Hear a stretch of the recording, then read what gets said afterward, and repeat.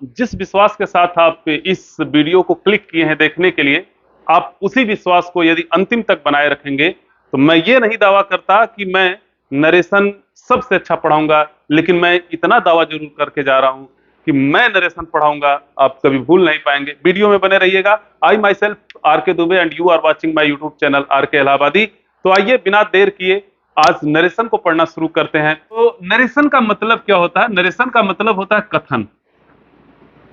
Narration का मतलब होता है कथन, यानी स्टेटमेंट। हमारे या किसी के द्वारा रिलीज किया गया या कुछ कहा गया स्टेटमेंट ही नरेशन है।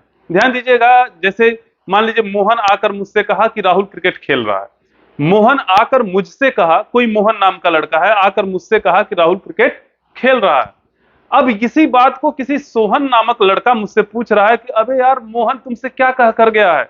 तो मैंने कहा उससे कि मोहन ने मुझसे कहा कि राहुल क्रिकेट खेल रहा है। तो ध्यान दीजिएगा, जैसे मोहन मुझसे यह कहकर गया कि राहुल क्रिकेट खेल रहा है, वैसे सोहन ने मुझसे पूछा और मैंने सोहन को बताया कि मोहन ने मुझसे कहा है कि राहुल क्रिकेट खेल रहा है। यानी एक वक्ता मोहन की बात को मैं श्रोता सोहन से ज्यों का त्यों कह दे रहा हूं, यानी उसी समय कह दे रहा हूं जिस समय उसकी क्रिया चल रही है। तो यही है डायरेक्ट नरेशन, यानी मैंने स्टेटमेंट को ज्यों का त्यों अगले को ट्रांसफर कर दिया।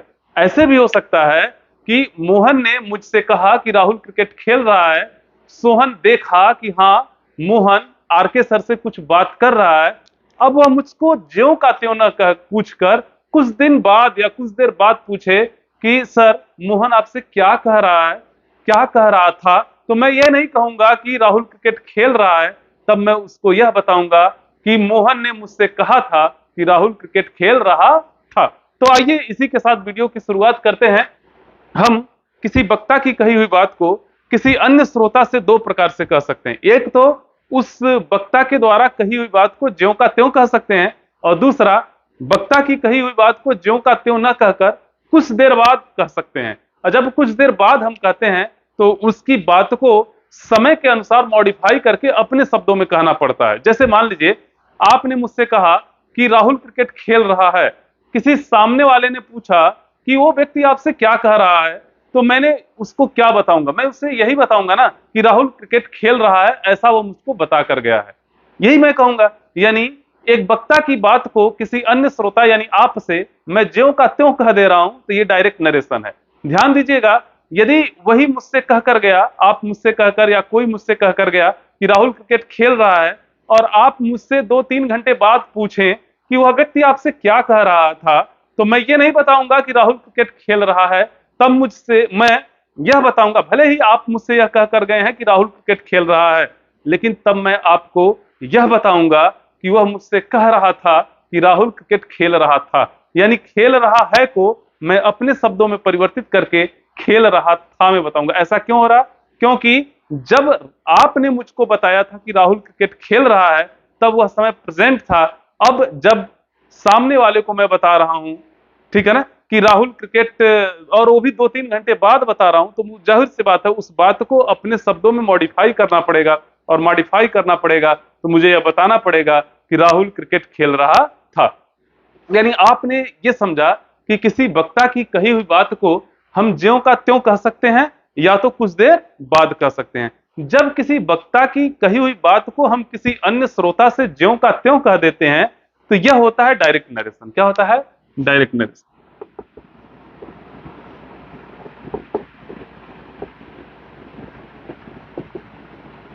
समझने की कोशिश करिएगा। जैसे मान लीजिए मैंने कह दिया कि मोहन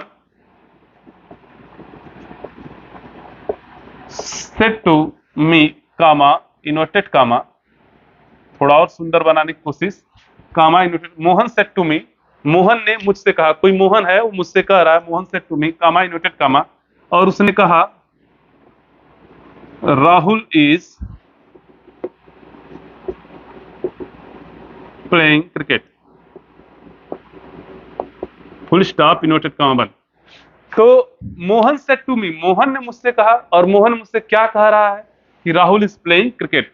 तो राहुल इज प्लेइंग क्रिकेट ये मेरी बात नहीं है, ये बात मोहन की है, और मैं किसी और को बता रहा हूं। मोहन आया मुझसे कहा कि राहुल इज प्लेइंग क्रिकेट, ये मैंने सुन लिया, आपने पूछा भाई मोहन आपसे क्या कह कर गया, तो मैं कहा कि Mohan said to me, Mohan ने मुझसे कहा कि Rahul is playing cricket, Rahul cricket खेल रहा है।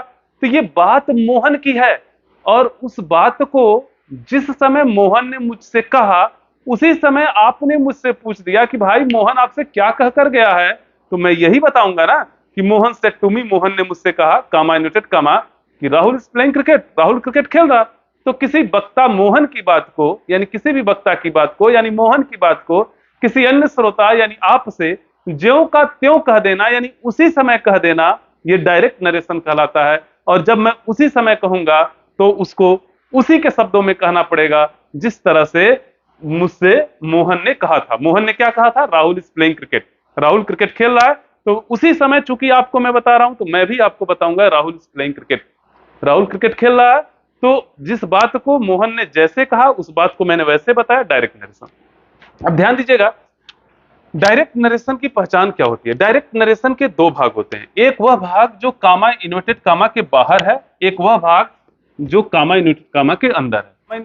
जो भाग कामा इन्वर्टेड कामा के बाहर होता है उसको हम रिपोर्टिंग वर्ब कहते हैं। क्या कहते हैं? यहां ऊपर मैं लिख रहा हूं, उसे हम रिपोर्टिंग वर्ब कहते हैं।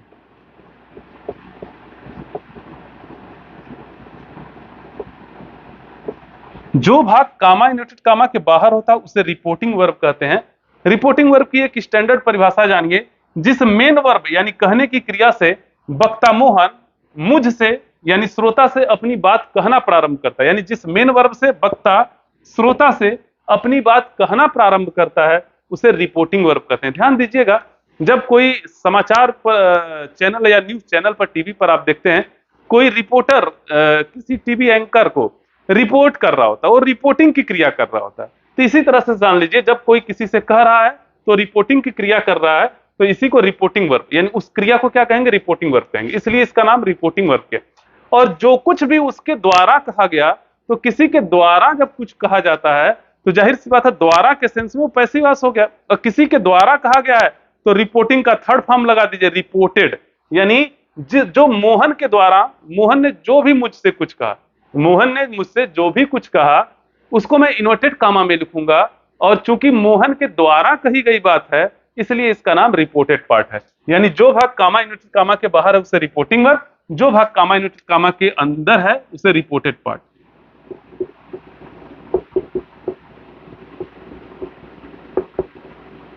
आज का वीडियो, जहां ध्यान दीजिएगा, आज का वीडियो केवल थोड़ा समझाने की कोशिश है। उसके बाद हर एक टॉपिक पर, नरेशन में आपको 5 टॉपिक देखने को मिलेंगे, हर एक टॉपिक पर अलग अलग वीडियो। आज कॉन्सेप्ट वीडियो है, ये वीडियो जब तक नहीं पढ़ेंगे तब तक आपको समझ में नहीं आएगा, इसलिए आज पढ़ना बहुत जरूरी है और अंत तक पढ़ना जरूरी है। रिपोर्टिंग वर्ब के पुनः 3 भाग, मुख्यतः 3 भाग होते हैं।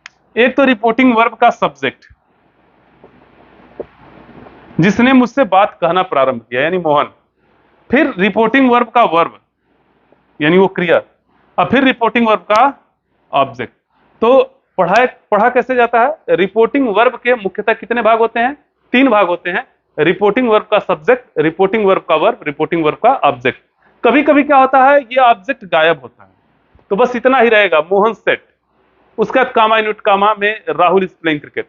तो ध्यान से समझिएगा, रिपोर्टिंग वर्ब के मुख्यतः कितने भाग होते हैं? 3 भाग होते हैं, लेकिन कभी कभी 2 भाग भी पाए जाते हैं। तो मोहन, ये हो गया रिपोर्टिंग वर्ब का सब्जेक्ट, ये हो गया रिपोर्टिंग वर्ब का वर्ब, ये हो गया रिपोर्टिंग वर्ब का ऑब्जेक्ट। इसी तरह से मोहन ने जो कुछ भी मुझसे कहा वो रिपोर्टेड पार्ट है, और उसको कामा इन्वर्टेड कामा के अंदर लिखते हैं। रिपोर्टेड पार्ट के भी मुख्यतः 3 भाग होते हैं, रिपोर्टेड पार्ट का सब्जेक्ट, रिपोर्टेड पार्ट का वर्ब और रिपोर्टेड पार्ट का ऑब्जेक्ट। तो जब मैं कह रहा हूं रिपोर्टिंग वर्ब के मुख्यतः 3 भाग होते हैं, रिपोर्टेड पार्ट के मुख्यतः 3 भाग होते हैं, तो इसका मतलब ये नहीं है कि रिपोर्टिंग वर्ब के कभी 2 भाग नहीं हो सकते हैं, कभी 4 नहीं हो सकते हैं, कभी रिपोर्टेड पार्ट के 2 नहीं हो सकते हैं, कभी उसके 4 या 5 नहीं हो सकते हैं। लेकिन कहते हैं ना मुख्यतः 3 भाग होते हैं, तो इसका मतलब मेनली मिला जुला कर 3 होते हैं, लेकिन कभी कभी जब ऑब्जेक्ट गायब होता है तो 2 भाग होते हैं। इसमें भी कभी कभी मान लीजिए कि मैंने कह दिया आई गो, तो भाई खत्म, 1 और 2 यानी दो ही भाग होंगे, सब्जेक्ट और ऑब्जेक्ट, सब्जेक्ट और वर्ब 2 ही भाग होंगे। तो कभी कभी मुख्यतः तो रिपोर्टिंग वर्ब और रिपोर्टेड पार्ट के 3 भाग होते हैं, लेकिन कभी कभी 2 हो सकते हैं, कभी कभी 4 भी हो सकते हैं। इसी तरह से रिपोर्टेड पार्ट के भी मुख्यतः कितने भाग होते हैं? 3 भाग होते हैं, रिपोर्टेड पार्ट का सब्जेक्ट, रिपोर्टेड पार्ट का वर्ब, रिपोर्टेड पार्ट का ऑब्जेक्ट। तो इसका मतलब ये नहीं है कि मुख्यतः 3 भाग होते हैं तो 4 नहीं हो सकते हैं या 2 नहीं हो सकते हैं। देखिए हेल्पिंग वर्ब को जोड़ लेंगे तो 4 भाग हो जाएगा। अब मान लीजिए कि सीधा उसने कह दिया आई गो, तो भाई 2 ही भाग होगा। तो इस तरह से आपने देखा डायरेक्ट नरेशन क्या होता है। अब जानते हैं कि इनडायरेक्ट नरेशन क्या होते हैं। इनडायरेक्ट नरेशन का मतलब होता है उसी वक्ता की बात को मैं किसी अन्य श्रोता से ज्यों का त्यों न कहकर कुछ देर बाद कहते हैं, और जब कुछ देर बाद हम बात को कहते हैं तो उसे अपने शब्दों में कहना पड़ता है। और जब हम किसी वक्ता के द्वारा कही हुई बात को किसी अन्य श्रोता से ज्यों का त्यों न कहकर कुछ देर बाद अपने शब्दों में कहते हैं तो उसे ही इनडायरेक्ट नरेशन कहते हैं। और क्यों कहना पड़ता है उसे अपने शब्दों में, ध्यान से समझिएगा। क्योंकि जैसे मोहन ने मुझसे कहा, Mohan said to me Rahul is playing cricket. कोई मोहन नाम का लड़का वो मुझसे कहकर गया कि राहुल इज प्लेइंग क्रिकेट, कि राहुल क्रिकेट खेल रहा है। अब मान लीजिए कि आप भी तुरंत पूछ दिए तो मैंने बता दिया राहुल इज प्लेइंग क्रिकेट। लेकिन मान लीजिए कि आप कुछ देर बाद पूछ रहे हैं कि भाई वो मोहना आपसे क्या कह रहा था, वो मोहन नाम का लड़का आपसे क्या कह रहा था, आप पूछ सकते हैं कुछ देर बाद। तो अब मैं ये नहीं बताऊंगा कि राहुल इज प्लेइंग क्रिकेट, अब मुझे यह बताना पड़ेगा कि मोहन ने मुझसे कहा था कि राहुल क्रिकेट खेल रहा था। खेल रहा है मैं न बताकर मुझे बताना पड़ेगा खेल रहा था। इसका मतलब यह है कि मोहन ने तो मुझसे कहा था कि खेल रहा है, लेकिन जब आपसे मुझे कुछ देर बाद बताना पड़ा तो मुझे यह कहना पड़ा कि मोहन ने मुझसे कहा कि राहुल क्रिकेट खेल रहा था। यानी खेल रहा है को जब कुछ देर बाद बताऊंगा तो खेल रहा था, यानी अपने शब्दों में टेंस को मॉडिफाई करना पड़ता है। और जब किसी वक्ता की कही हुई बात को हम किसी अन्य श्रोता से कहते हैं और उसे अपने शब्दों में मॉडिफाई करके कहते हैं तो उसे हम इनडायरेक्ट नरेशन कहते हैं। ध्यान दीजिएगा, डायरेक्ट से इनडायरेक्ट में बदलते कैसे हैं, सिंपल सी बात है।